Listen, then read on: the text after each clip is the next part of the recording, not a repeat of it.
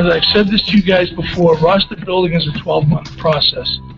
And you can't sit here and rest on your laurels. Oh, you went to the Super Bowl, so obviously you're going to go back again. Your decisions are made above your shoulders rather than in your heart. Exactly. And so, listen, at the end of the day, we're going to do the evaluation. We're going to see what we feel we need, and we're going to do everything we can to get that. What is up, Carolina Panther fans? It's your boy, the Professor, a.k.a. Tony Dunn, and this is the C3 Podcast, brought to you by CarolinaCatChronicles.com. You can check us out every Tuesday night, 10 p.m., talking Carolina Panthers football from the fan perspective. And I always do it with my best buddies. And now, as usual, I'd like to welcome my partner in crime, Joey Riolano, a.k.a. that freaking Puerto Rican. How are you in the Low Country? Tony, it was a wet and rainy day here in the Low Country today, but despite the poor weather, I am really stoked about tonight's show. We've got some great topics to cover related to our Carolina Panthers, and despite the fact that we are a man down from our normal crew, we do have a third party today.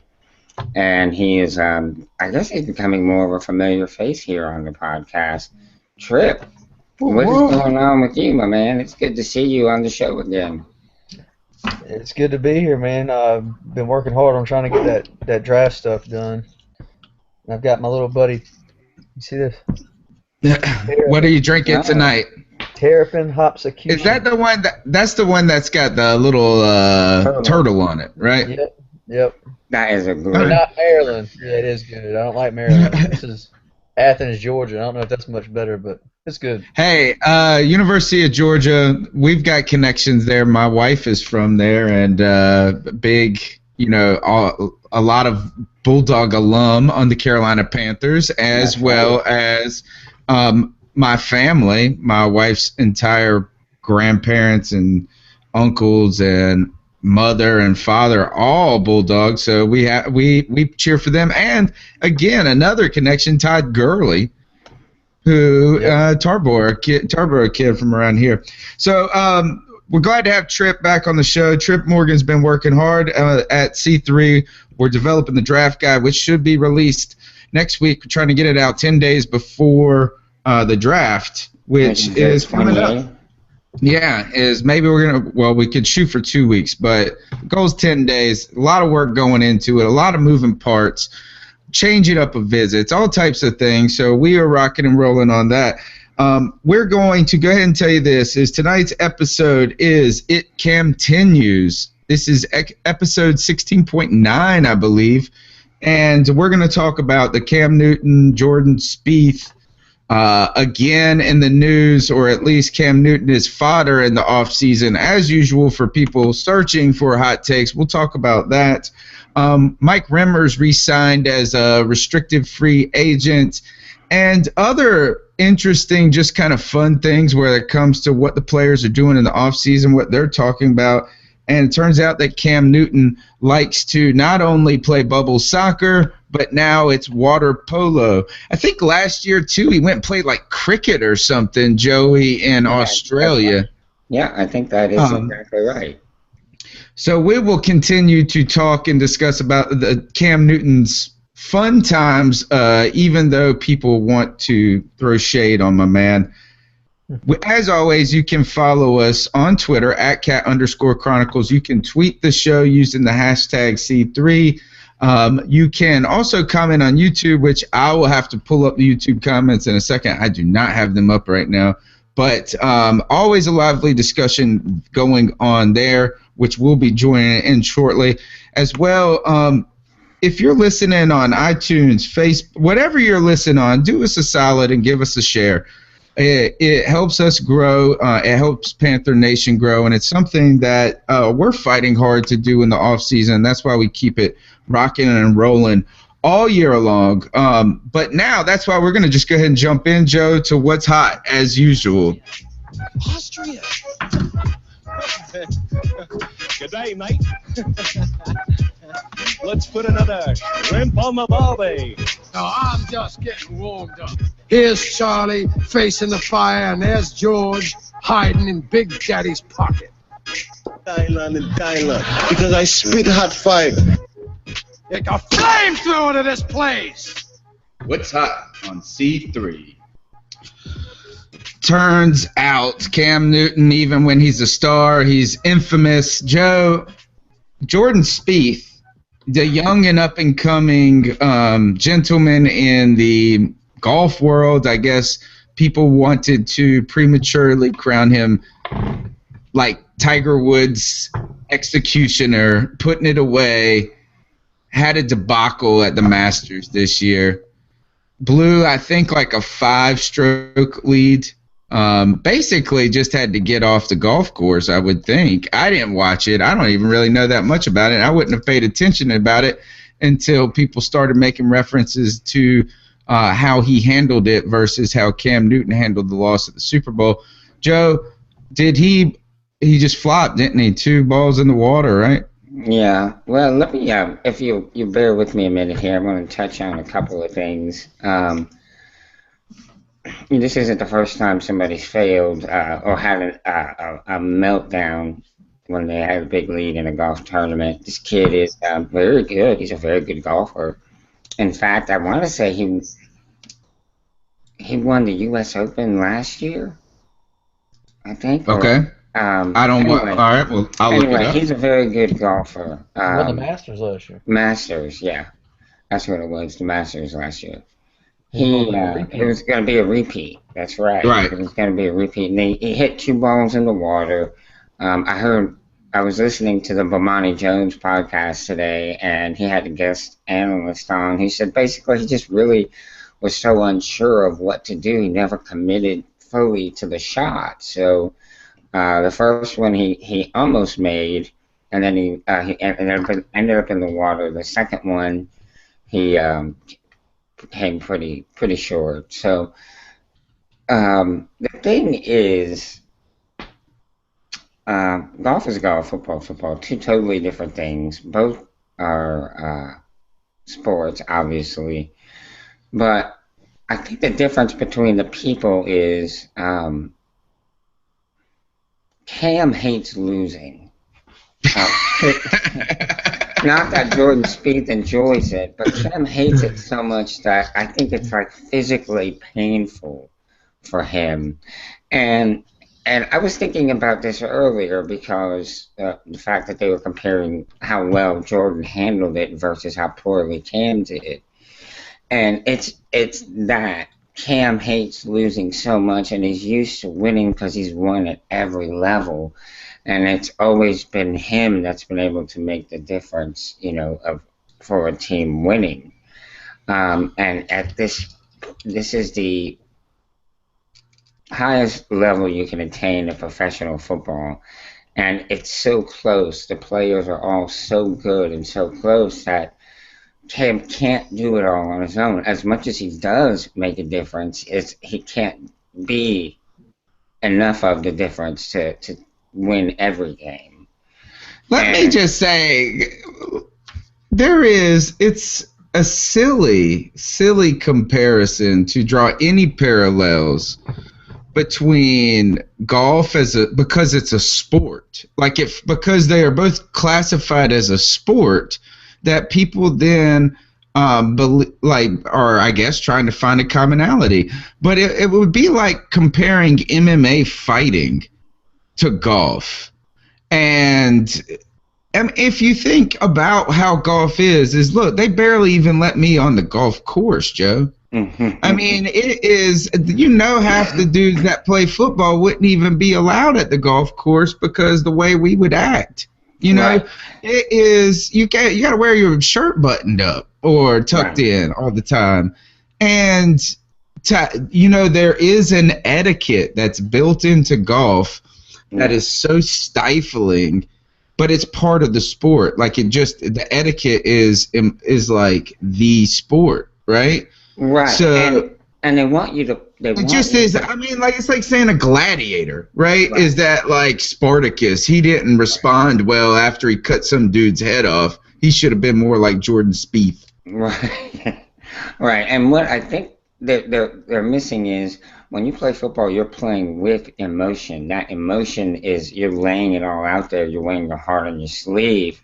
When you golf, you're supposed to be in control of your emotions, and you're supposed to be in control. You know, that way I'm not. I hate that game. It's frustrating. It is, but that's the difference. And I think Cam, you know, it like I said, it physically hurts him, causes him stress and grief to lose, and that's why he's so poor. And you don't want a good loser I don't want somebody that accepts losing as my team's captain and my team's leader. You don't want that guy. You want the guy that is going to pout, that is going to be a sore loser because he wants to win that bad every time. And yes, there is a certain amount of maturity that you do need to have. And, you know, Cam is young. We think of him as being in the league 5 years, but he's still a young man. You know, he's still developing and turning. He's going to be, you know, he's continuing to mature, and he'll get there, but he's not there yet. Trip, are you a golf guy? I do watch the Masters. I'm actually last year I watched Speith, and he's pretty impressive. And I was watching it this year, and I didn't watch that day where he collapsed, and I've yet to see the highlights. I've read about it. But as a baseball player and football player growing up, I've always thought it was funny that, you know, everybody in golf, the commentators and the crowd, when they're going to hit, everybody's got to be whispering and real quiet. But when we're up there playing baseball and getting a ball hurled at you at 90 miles an hour, the fans are screaming, going crazy. I think it takes more focus to hit a ball coming at you 90 miles an hour than one sitting in front of you. But that's neither here nor there. And I think I don't know. I mean, maybe, but it's harder for me. Stupid little white ball. Yeah, I mean, I can't play golf. I'll go out there and play putt-putt, but I can't hit a golf ball. But I'll say this, and this is what I've said from the get-go, regardless of what sport it is comparing to another sport, every person is different in their own right, and every person responds to things different in their own right. You know, it's just like Joey said, and I've said this from the get-go, the thing I love about Cam the most is he is himself all the time. He hates losing. We know that. People get over it. It's not going anywhere, and I think we need to get over it. I think people who want to see him, you know, mature out of that, I don't think it's a pouty. I think it's a, you know, he feels like he let people down, and he's pissed off about it. And that's what I want. I'd much rather see that than see him going up there answering a bunch of questions trying to be all fake. And, I mean, that's not that Jordan Speith is doing that, but. My number one question is, did Jordan Speith, did he pull a Roy McAvoy 10 cup? I hope he did, and I know he didn't. Like, I know he went out there, but I just hope I don't even want to go and watch any highlights. I'm just going to imagine Kevin Costner out there trying to hit it over that damn pond over and over from 10 cup. The other thing is y'all best be afraid if Cam Newton starts playing golf. He already has the pants. That he does. He's got the golf pants. And let me tell you this, Cam Newton come out there playing golf like this, guys. That's what Cam Newton looked like playing golf.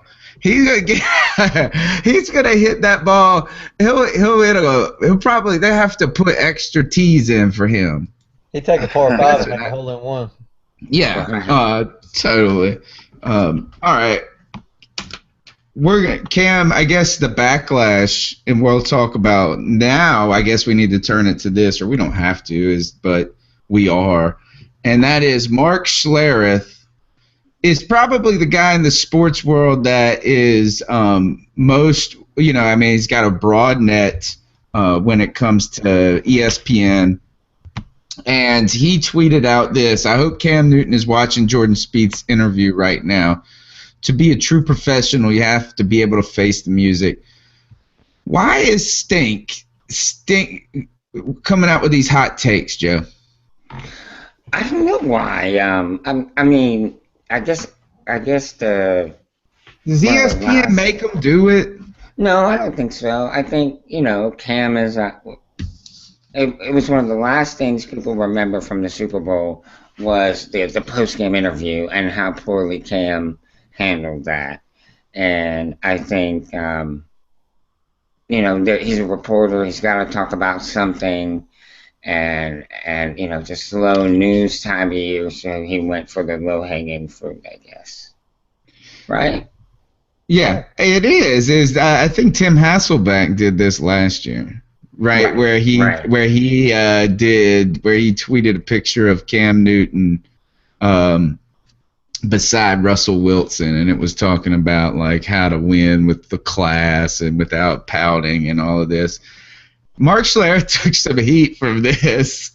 I like, Shannon Sharp jumped on Twitter and said before or after he asked the cameraman not to photograph his face.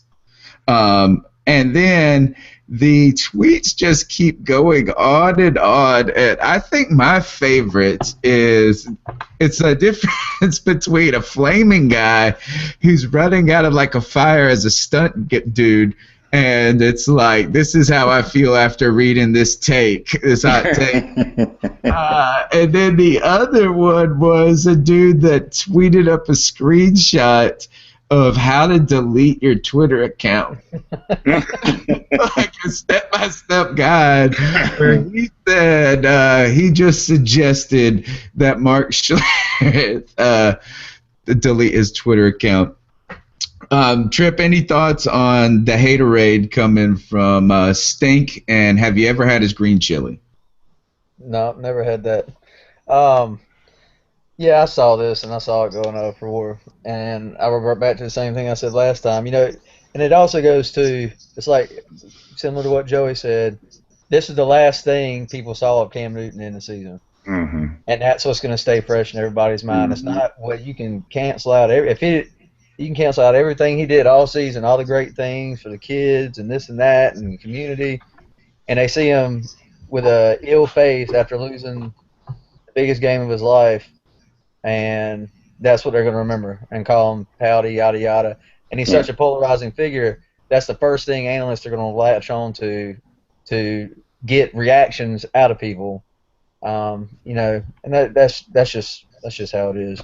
I changed my mind. If he wins the Super Bowl next year, we'll be hearing about how his post-game conference was better than this past season. So, of course. I changed my mind is that somebody wrote this coming from the guy that used to pee his pants on the field. Because he used to admit it to like pee in his pants so he didn't have to go to the bathroom or something like that, I think. So... Gosh, I love the internet and their meanness.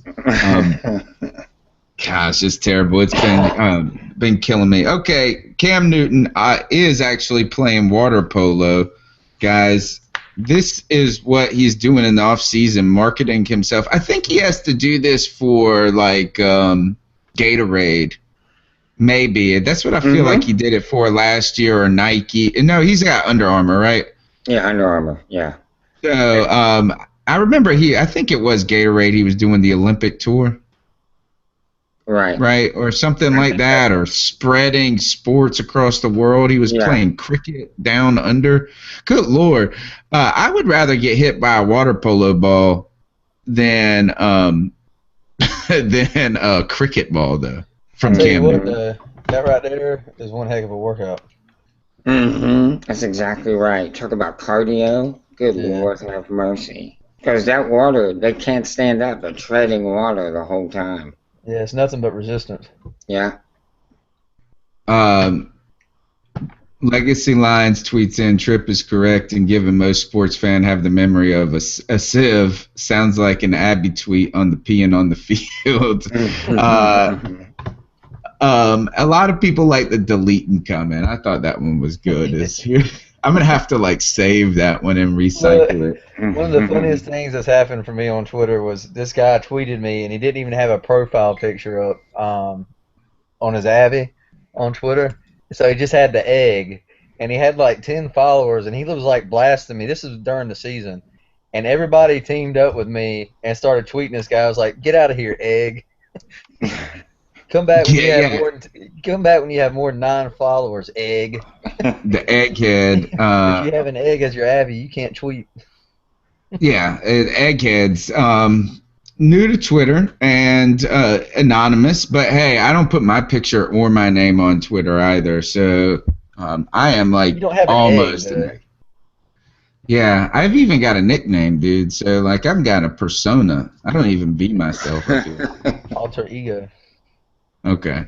Also, let's see what else is happening in. Oh, Trip turns. You found out that Bank of America is pretty tough place to play. At least it was loud when we were there for the NFC Championship, and it seems like it's made some, I won't say news, but a list, one of those lists of toughest places to play. What'd you find out? And I saw you put something up on the website today.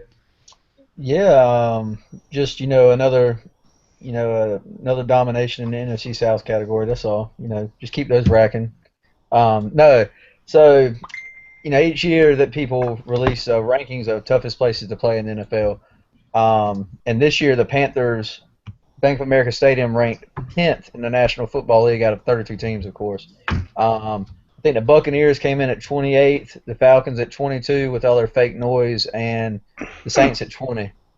So, and the Saints normally have a reputation for having a loud, that dome gets loud, and they have a pretty good reputation. We beat them by 10 whole spots. I think the Bears were in the lower 20s. But yeah, that playoff run, I was at a lot of games this year, but that playoff run, especially the NFC Championship game, that was something else. If you read that story about the upper deck flexing and moving and the beat writers tweeting in about, the stuff rattling on their desks in the press box, it was something to behold, that's for sure. It was intense, and I've been saying that I get chills right now just thinking about it.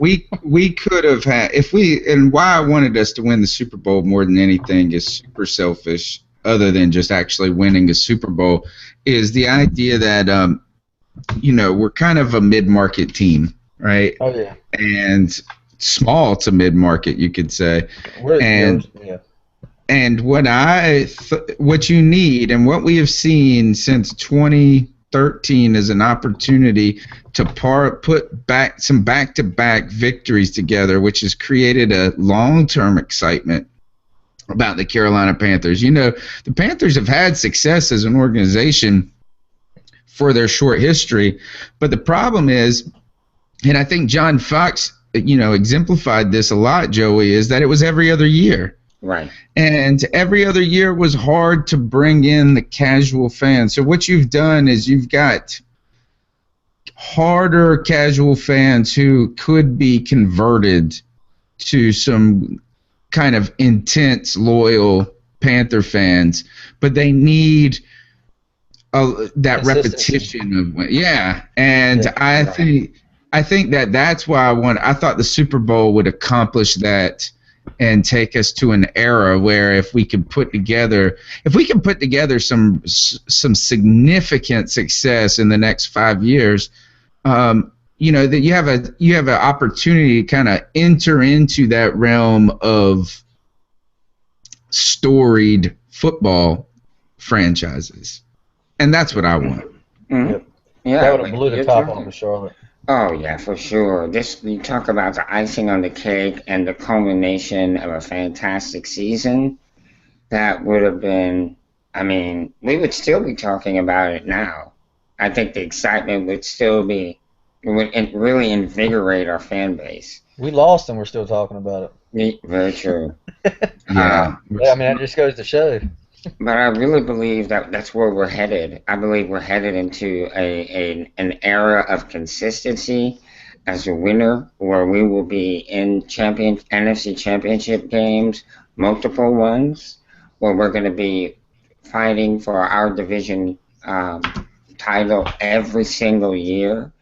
We're going to be a contender in the NFC every single year. I really believe that's where we're trending.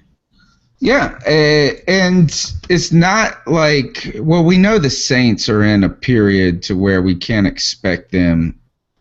You know what, is we really don't know with the NFL. You have actually no idea, because think about what the Panthers have been through in an organization where we've gone from being the least favored team to suddenly being among the top ranked team. So you can turn it around quickly, but I do think we did it with the long-term vision and core that we haven't seen come to fruition in other organizations. And speaking about New Orleans, another very terrible story coming out of there. Will Smith, and he was a good football player too. He was a battler, man. He was a good football player for them, and it's senseless. It's so silly. It's so foolish that anything like that should happen.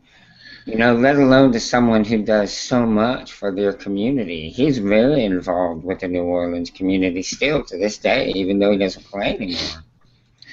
Joey, and I'm not gonna talk. I don't want to bring in a political air to like gun control and violence, but at the end of the day, like, one of the things that is always on my mind when it comes to carrying a weapon is that there's just more opportunity for crap, like, in many ways, just what a dude just like lost it, right? I mean, he just had road rage. Supposedly that is what it appears like, yes. Or at least that they're claiming. And so just a lot of just terrible, and we've had friends that have lost their life to my former roommate, this happened, something very similar to this happened to. So what a tragic story, and not good for New Orleans. And New Orleans has kind of got a rep for it's one of the toughest places in the country. Right. Violence. I think they have like the highest murder rate in the country, like in the top. Yeah, they're in one of the Chicago. Yeah, Chicago's the top, but I think New Orleans is up there. When I was in New Orleans, you drove past church. I drove past this church, Joey, and you know how, like, and Trip, these churches around here that put up the message like, Jesus is here every day, not just Easter. Mm-hmm. They put the board out like they're trying to get you with these very, very clever messages. And when I was in New Orleans, dude, I swear the message on the board was, "Thou shalt not kill." Like, they just straight put a commandment up there, and I was like, God.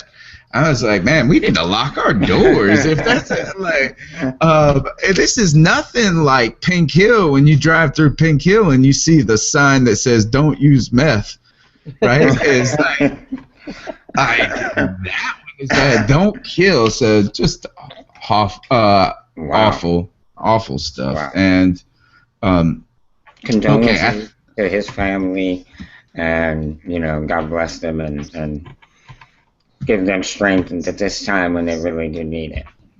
Amen. I mean, you can't. There's really nothing you can do but just battle through it. Just time, I guess. How about Broughton Smith? You guys know anything about racing? I don't know anything about racing. This is the guy. Yeah. Like, we should. We're from North Carolina. The dude who owns the Bristol Motor Speedway. Oh, yeah. Right? Okay. His chair, Broughton Smith, has indicated on a site called Kicking the Tires. The irony on this, because Kicking the Tires, it's a racing website, but it sounds like he's kicking the tires on buying the Panthers if Richardson were to pass. I think this guy's real old, though, too. I read that he is as old as Richardson.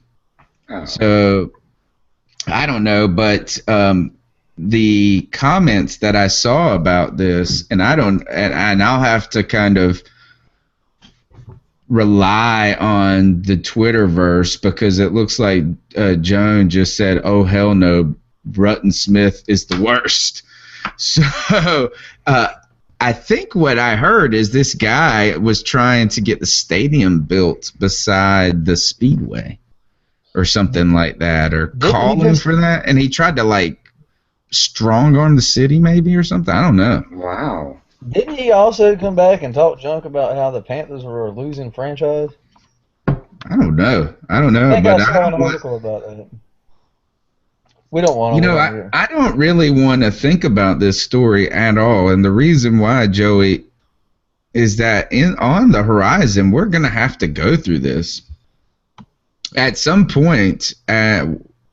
Jerry Richardson's going to pass, and part of his will, I think, says that he has to, or that he left it so that it needs to be sold within 2 years outside of his family.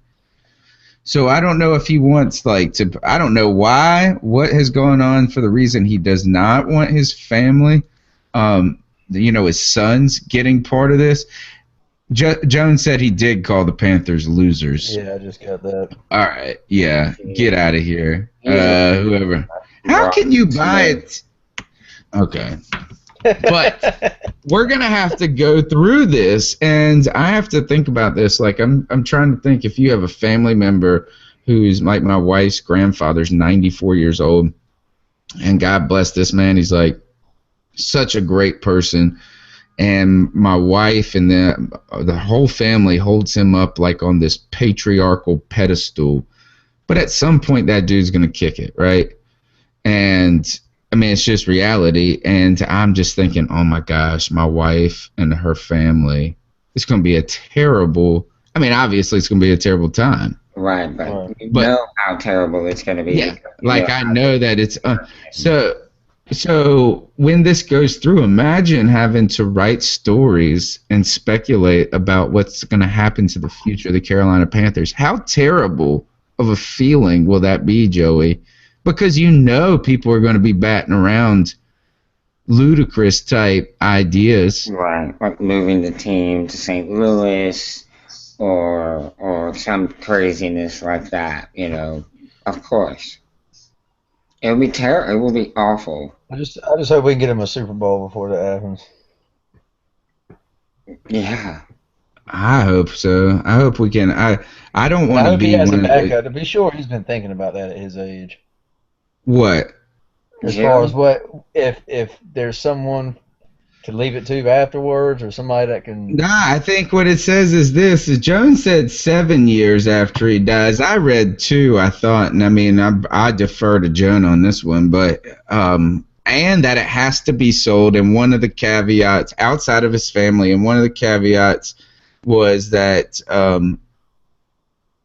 it couldn't be moved. All right, so you give that. Lynn tweets in and says, the Rutten Smith or whatever his new dude allowed JR to have land, paid $50,000 for design and never got a thank you from JR, and said we are a loser team for SB loss, worth less money. I don't like this dude already. I don't even know. That's a lot of things flying around in that tweet. There's 3 things. He tried to give him land. He sounds like Jerry Jones. He does. Exactly. Yes. Sounds like he'd come in and just go run the whole show and then send it all to hell in a handbasket. Yeah. We can't have that. We need gosh, I don't even. All right, we're not talking about this. Yeah. we got a few years, I hope.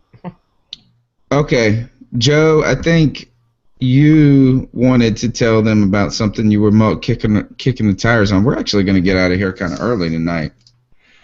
Yeah, it's a slow time of year for football in general. The Panthers, we're a smaller franchise, like we discussed earlier. So some things that I was hoping we could sort of take a look at is I'm going to start a series of posts, and we're going to talk about them on our podcast, looking at some teams that we're facing this year. And some of these teams that I think are dark horses to be playing us in a championship game of some type, whether it be AFC or NFC championship or Super Bowl. We're going to do a write-up on some teams and kind of explain why I think that they're going to be they're a dark horse. But starting Saturday night, going through next Tuesday's show, I would like to have everyone try to send me their best guess as to which team I think which is the first team of this Dark Horse series. And the first person that tweets me the right answer using the hashtag Dark Horse starting Saturday will get this. And I know something like this. I know you can't really see it that well. Well, tell us what it is. It is a Luke Kuechly rookie card. And I will get that out to the person that tweets me the first Dark Horse team of this series that we're going to be on, that we're going to be featuring. And then we'll have a guest every Tuesday on to talk about that particular team. It'll only be maybe 3 weeks, 4 weeks, something like that. But something to look forward to. And like I said, the winner will get that Luke Kuechly rookie card. It'll be fun. Yeah, we need to do that, and we need to do another contest, and we'll do some. We got some stuff to give away too, and we need to give away something for the draft. We need to come up with something good about people forecasting our actual draft pick. Even though I hate that because it's just like throwing a dart at a dartboard, but we'll still do it anyway because it's fun and we need something to do right now. I don't even know why I'm sad. I feel like I'm in a sad mood tonight. The whole death, talking about the Will Smith thing, then Jerry Richardson to this land stuff to Cam Newton. I just feel like sad right now. And then we're talking about the Super Bowl and the NFC Championship. I need some happiness in my life, guys. Does Mike Remmers bring you that happiness? He was signed as a restricted free agent. Trip, what do you think about this? I mean, obviously, I think I know what most of us think, and that is it's better to have him on our team and add depth. How do you feel? Is this something that the Panthers going to continue to work as a starter, or what is this signal, do you think? I think it was a good move. Number one, we had talked about in the last season how I think it was the last game of the season, how we could tell he was starting to wear down going into the playoffs. He looked like he was getting gassed early. The season was drawing on him. But that's going to happen to some players, and that may have been that may be something he can get over this coming season. Just like Kelvin Benjamin said, he hit a rookie wall his first season going out there playing, and you could tell that with him in the middle of the season towards the end. He picked it back up, but I think he will. I think he will start the season as our starter. I don't think Darrell Williams will come right out and get it. I do think Darrell will has the potential to take the starting job next season, but I think Remmers comes out and gets it again because he's going to come off fresh after off-season workouts and whatnot. But yeah, I thought that was a good move. I think he's solid. He just got wore down at the end, and I mean he got worked by Von Miller, and he admitted that today. He said it's something he won't forget for the rest of his life. So. There's a story Joan posted on Twitter that who's upset with himself the most is the title is Mike Remmers on Super Bowl. I'll be kicking myself the rest of my life. Yep. Joey, I felt like you watched some repeat games. Didn't they put some replay games on this past week or last week? I watched the Seahawks play the Panthers on the 20 greatest games of 2015, and I want to say it was like number 16 or something like that. But in the game, you consistently saw Remmers getting taken advantage of, and it's scary. Because he's a starting offensive tackle on the right side, but he was getting beat like a drum, honestly. So I really am hoping that Williams is able to step in and definitely solidify that position because it was ugly. I didn't remember it being so bad, but watching the game, it's like, oh my God, it's a So miracle. you want to get in line to kick him? Yeah, pretty much. Well, you got to get behind him. Right. But you're right in position then to kick him right where he needs to be kicked. Exactly. No. I guess here's happiness in our life, even though he's like the.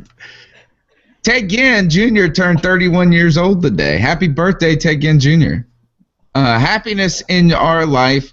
Big surprise for the Panthers overall, I think, is pleasant surprise as a player here is that he's done well as a Carolina Panther. He's contributed. I mean, you would say this has Ted Ginn Jr. done more or less for the Carolina Panthers than Brandon LaFell did in the 4 years he was here? Way more. Are you kidding? Way more? Way more. Yes. Yeah. Okay. How about this? Do we have another player that we can open up? If anybody on Twitter wants to submit a similar type question about this is who is comparable, like where we can do that, because I think LaFell, Ted Ginn has made some big plays and some big moments for the Carolina Panthers. So I'm trying to think of who else would be another comparison like that. Who have we gotten that's contributed? What about Ted Ginn Jr. or Sauerbaum? Oh, duh. In watching that game, who had a huge game that really went unnoticed was Philly Brown. In that Panthers Seahawks game, he made some big catches. Look, some big ones. I will say in Philly's first 2 seasons, he, for some reason, does great work against that Seahawks secondary. His route running is 8. If you go look back and look at tapes from the first season, anyway, and he just said he had a big game in that one. His route running just demolished Richard Sherman in their first meeting, even though they lost the game. But it was constantly breaking Richard Sherman off, like he was just stumbling out of breaks. That's how it was here. He made him look bad. Yeah, and that's why I liked him so much coming into the season was if he could catch, man, he'd be a good player. Yeah. Both of these guys, if both of these dudes could just catch, and I hate to say that because they're pros, you know what I'm saying? So, yes, they can catch, and I know they can play football, and I know I can't run as fast as them, and I know I can't catch as well as them. So you can just hold all the tweets and all the hate mail. But you do always, it comes back to our discussion of potential and actual potential and realized potential, or all those whatever terms you want to use for what our expectations of these guys were. Ted Ginn Jr. was a number 7 overall pick or something like that, or 9. So he should be like a number 1 in theory. Do you think that that's faddish of like what? Because I think he's kind of, wouldn't you say, Mike Wallace-esque type player? Yeah, they're close. I think Ginn is a little better at running, different routes, but they are known for their speed. If Ginn had Wallace's hands, he'd be twice the player Wallace is. Yes. Well, yeah, I think is the game go through does that player, are they really all that effective at this era of football where it's just the go route, just go? And I feel like Wallace has not really done all that much since he was with the Steelers with the Super Bowl. I'm trying to think of a player that does that really has made that's worth something as high as like a top 10 pick. But Wallace hasn't been used like that since he left Pittsburgh. When he went to Miami, that's when he started learning the route tree, and he was terrible at it. He was. And then he got moved to Minnesota, and he just needs to climb the tree. Right. But I think he's great in that aspect. If you can just use him for that, he has gotten better with his route tree. but he's still got a ways to go on it. I don't, and this is why I was saying, like we were talking about before the show, I don't like Corey Coleman as a first-round pick because he is so raw in the route running department coming out of that Baylor spread offense. All he does, if you look at his highlight, trust me, I've watched it plenty of times by now. He might have 2 slants in his whole highlight reel, and the rest of them are downfield. Now, he's aggressive, going up for the ball and high pointing it in one-on-one situations, and that's great. He's got great hands, but he is a downfield runner. You send him straight, he might know a slant and a small screen pass, but you don't want to take your first-round draft pick on somebody you're going to have to work and work and work to get to know a route tree to put in your offense, because then you've wasted time and you're looking at a 3rd, 4th receiver in your depth chart when you could have had somebody at the likes of a great offensive lineman and a great defensive end, or Derrick Henry if he were to fall to you, and you have that extra depth at running back for when Jay Stu goes. He's just not worth the first-round pick to me. I don't think any vertical receiver is worth the first-round pick. Yeah, I think it's out of style now. It's one-dimensional. You got to be able to. Versatility is king right now in the NFL. You have to be versatile.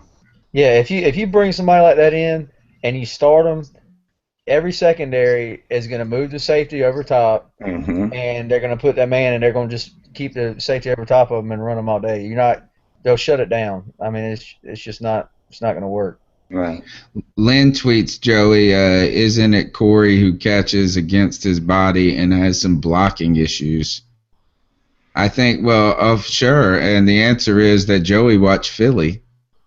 Oh, gosh. It's just, they're talking about the low-hanging fruit. It is. And that's definitely the case.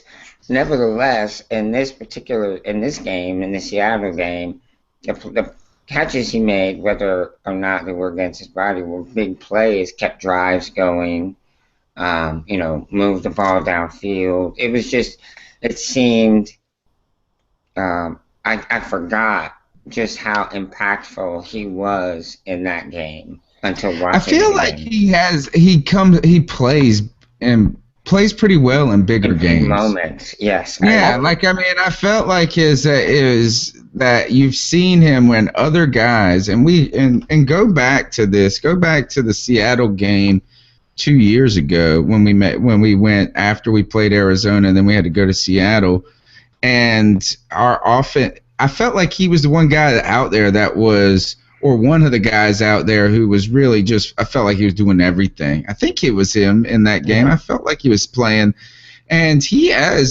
seemed to, maybe it's his, I wonder if there's any correlation between the concept of how much he has to fight to just be on a roster, to be on a team. That chip on the shoulder.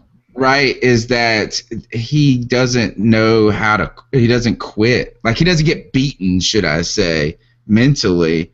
Maybe we thought we saw that when he just was dropping everything, but somehow he turned the season around, I would say. Yeah, I mean, you got to remember, he was dropping those passes in the preseason games. When he came out in the regular season, he didn't drop a pass for like 5 games. And then when he dropped one, now, he didn't have a lot of targets either. Right. Remind me, was he drafted or was he an unrestricted? He was undrafted. That's what I thought. He was one of those picks. It was him.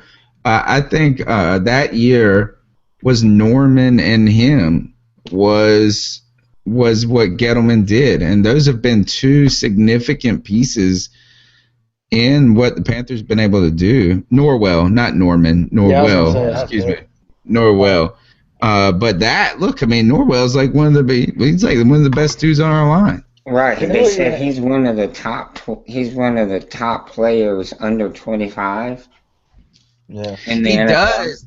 He does. Corey Brown does catch with his body, that is like off his chest. Looks like me out there trying to catch a punt. Him and Ted again share the same problem. When they go to catch with their chest off the body, they're terrible, obviously. But when they go to catch with their hands, they do fine. They seem to never drop a pass. But it seems after about 3 or 4 hands catches, they go back to bad habits. Mm-hmm. And at that point, it's hurting you again.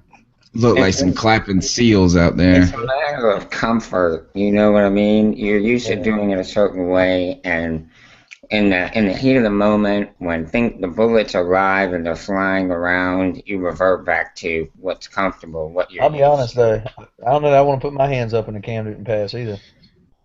Hell Well, no. not only that, you don't want to do it going across the middle when you got guys like Luke Kuechly and Thomas Right. Davis lurking. So you get ear hold and a broken hand all in the same moment. Tony, we need to go to training Gosh, camp again. talk this about year. a tough day. Tough day. What happened to you? Ear hold and I lost my fingers. And it wasn't because of diabetes.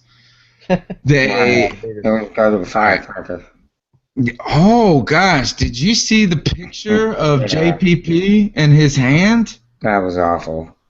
It was really bad. It was worse than I expected.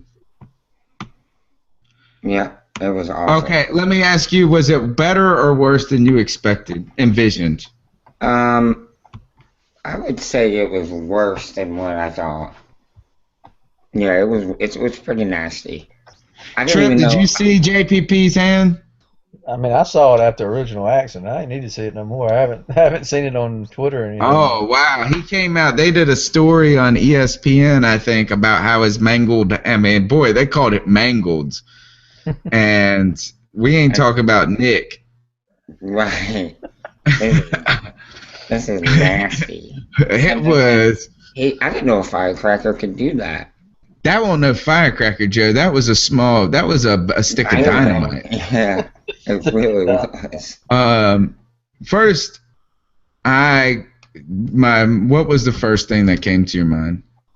When I saw the hand, Yeah. it was, oh my God, how is he playing football? Yes. He's basically playing with one hand. That you can't even call what he had a hand. It was. I know this is gonna be awful, dude.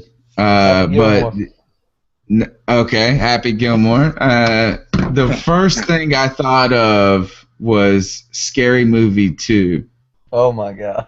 where that dude had that little hand where he picked up the mashed potatoes with, and like Okay. licked his. Yeah. And after that, I felt bad. Like, I hate that. I hate when they put these things up there where I know I'm going to do something that I feel terrible about myself as a human being. But I could not help my mind going there, dude. Like, the very first thing was like this. That looks like the hand from Scary. It was, Missy said it sicked her out. Tough thing. But I'm glad that he's able to find some positive end out of all of this. It seems like he's trying to move, or he's moving on, and he's gonna get a significant paycheck this year. Yeah. So it's nice that his career also isn't over. He's only 27. I didn't realize. I thought he was older than that, but he's only 27. Just tough. Why that? I mean, he must have been setting off bombs, dude. Really? I mean, that's like what happens to bomb makers. He said, I read And the I didn't mean to article. say that word on the internet because I know now they're just gonna watch my internet. They said in the article that he could see the tendons and the ligaments after it happened in his hand because all the skin had been blown off, and he could see that like the inner workings of your hand. Look like Terminator, like a Terminator picture, like that. I mean, Lynn said that his only recorded sack last year was on Cam. Lucky us. Yeah, that's exactly right. All right, Glad to let's give go him a ahead hand. and. Yeah. I couldn't resist. Did you say let's give him a hand? Yes. Oh Jesus! On that, Joe, we're gonna ice some cats up and get on out of here. I wouldn't have Nobody say that now, nothing like you say that now, nothing. Not a now, not a bitch. I still don't know what that shit means, but it sounds good about it. Nobody says that now, nutter, like you say that now, nutter. Let's ice some cats up and get on out of here, Joe. You got an ice up pick for us this week? I do, and it's everybody's favorite time of year. Do tell. I lost He it. forgot. He's blanking. I lost it. Oh, okay. I mean, go ahead and see. I will do my ice up pick then. I'm bailing Joey out. I'm icing him up for closing out his.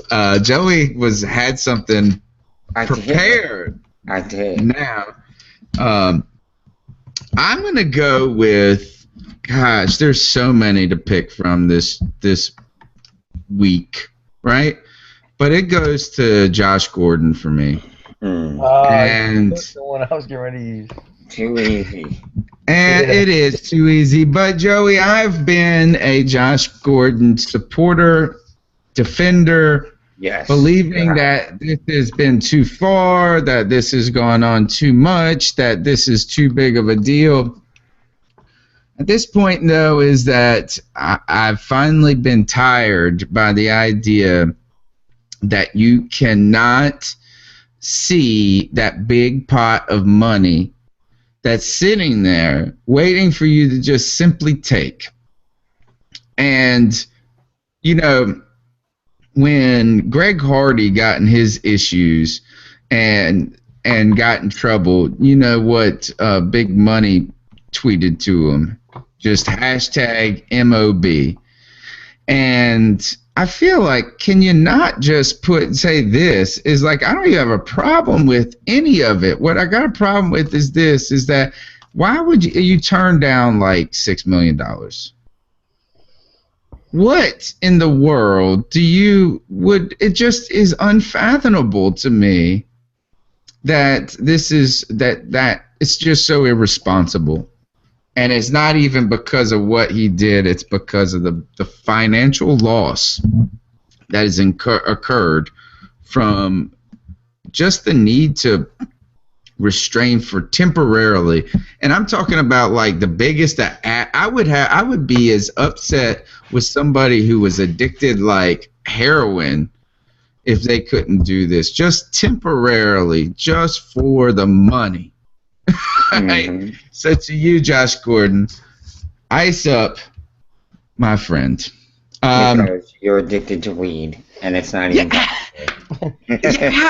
are you addicted to weed? What was that Chappelle show where he gets up there and he's like, "I'm addicted to weed," and they're all like, "Get the hell out of here!" Exactly. Get the hell out of here! Exactly.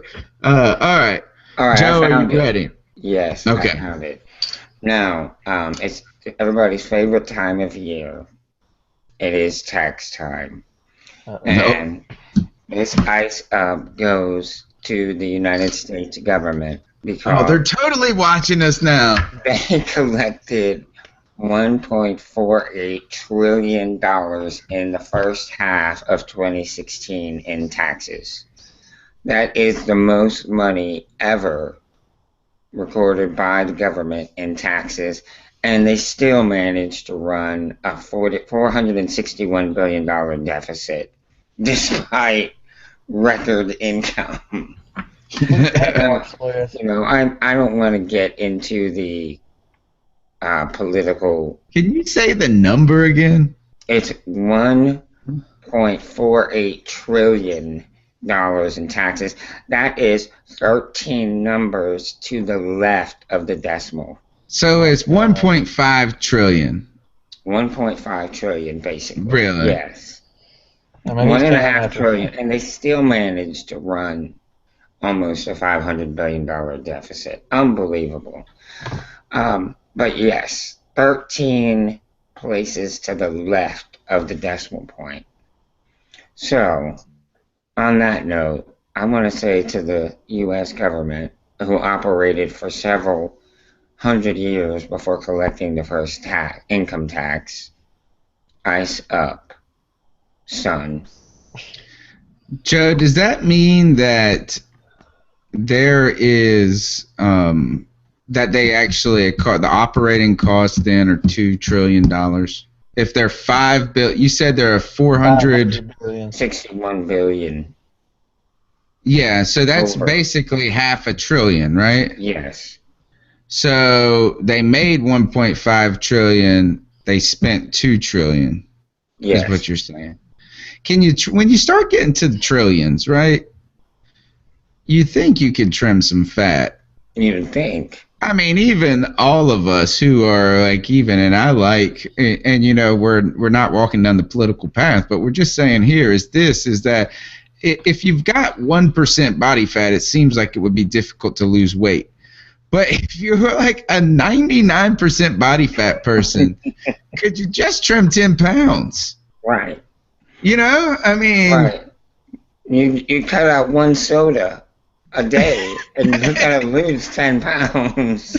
You know what I'm saying?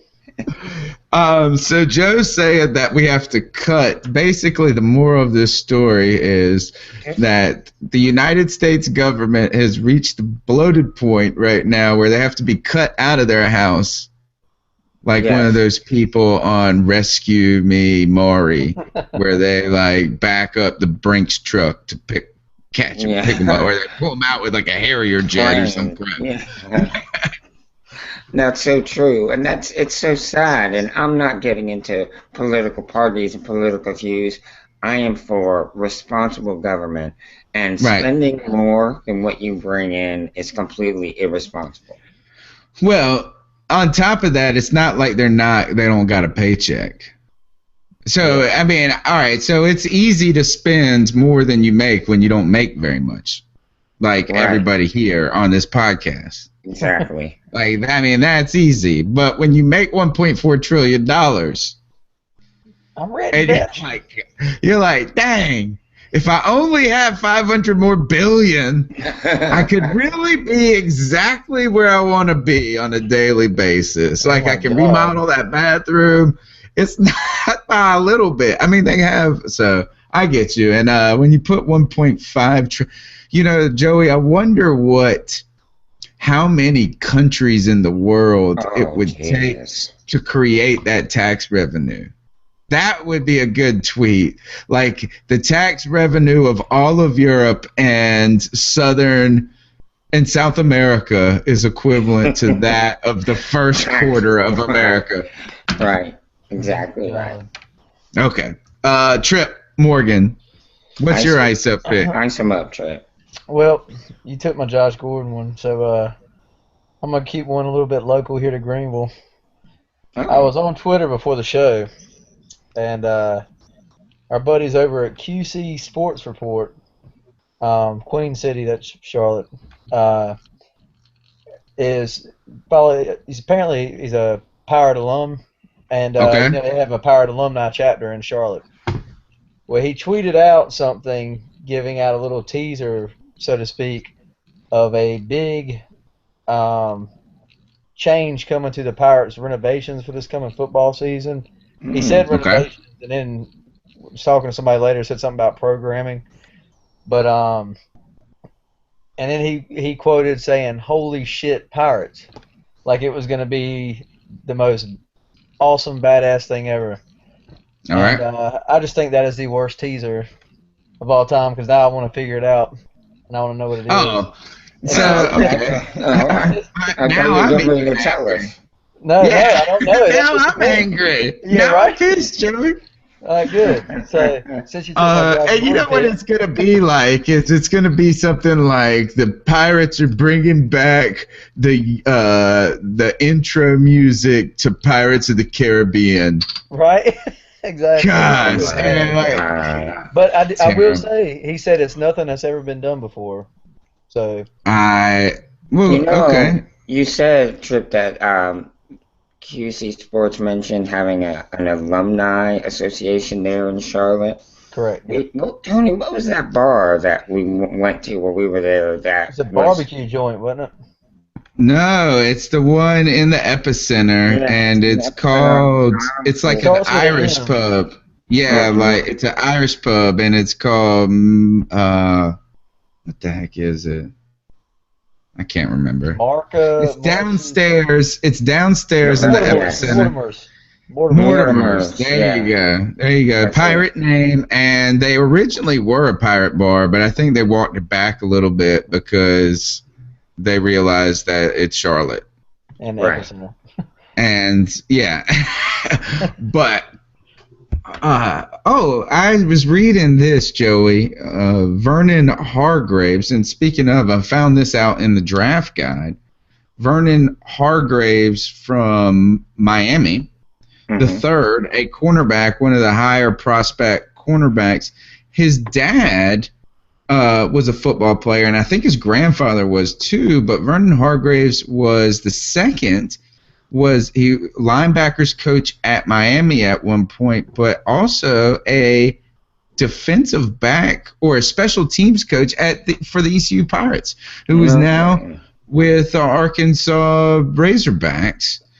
So there is pedigree. So another North Carolina connection right there. Maybe we can make something huge out of it that doesn't need to be made.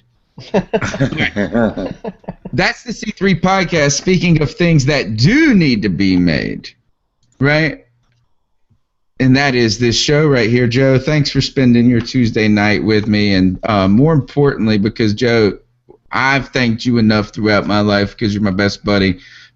We need to thank all the followers on Twitter and the people that have been participating and adding to this show, even in our moments of sadness. I think every time I look up Twitter, I find my happiness, Joe. It's uplifting. Yeah, it is. It is. It's great to see so many people that actually enjoy what we do and share in our passion, because this is what we do this for. We do this for fans, to get fans excited, to get fans involved.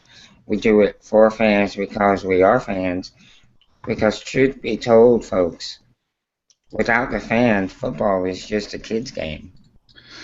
You just tell them, sir. That makes plenty of sense. Trip Morgan, tell them how they can follow you while we get on out of here.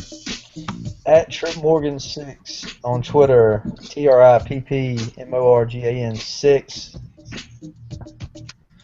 That's how you do it. I mean, there was some real energy, Joe, when he said that. I mean, I think I almost fell asleep before he finished saying his Twitter handle. I'm the professor. I got some shout-outs. We've got the Girl Gang always kicking it on Twitter, as well as honorable mentions for Ice Up Sun. We are dropping the metaphorical one of these on you. And that goes to Tracy Clay of Outkick the Coverage. I think I saw Greg Hardy up there for his continued stuff. Johnny Manziel. The list goes on and on. There goes you. We're dropping the Twitter black eye on your face right there. I'm the professor, a.k.a. Tony Dunn. This is a C3 podcast brought to you by CarolinaCatChronicles.com. We'll check you out next Tuesday night right here.